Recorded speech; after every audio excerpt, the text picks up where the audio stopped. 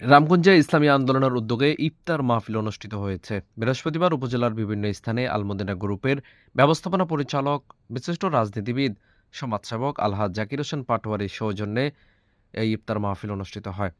উপজেলার কাঞ্চনপুর ইউনিয়নের ৯ নং ওয়ার্ডে ইফতার মাহফিল অনুষ্ঠানে প্রধান অতিথি ছিলেন ইউনিয়ন ইসলামী আন্দোলনের সভাপতি ও চেয়ারম্যান পদপ্রার্থী আলাউদ্দিন খান, সেক্রেটারি ফখরুল মজুমদার, মুজাহিদ কমিটির সদর হাবিবুর রহমান সহ অনেকেই।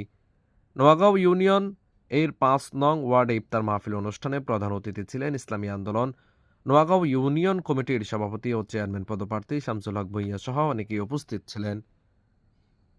এছাড়াও ১০ নং ভাটরা ইউনিয়নের ৫ নং পাঁচরখি ওয়ার্ডে ইফতার মাহফিল অনুষ্ঠানে প্রধান অতিথি ছিলেন ইউনিয়ন ইসলামী আন্দোলনের সভাপতি Maulana Sanaullah Habibi, secretary Abul Hossain Noman, joint secretary Abdul Halim, সাংগঠনিক সম্পাদক ফিরোজ আলম, শাহ আলম, ইউনিয়ন ছাত্র আন্দোলনের দায়িত্বশীল সহ বিভিন্ন পর্যায়ের দায়িত্বশীলরা উপস্থিত ছিলেন।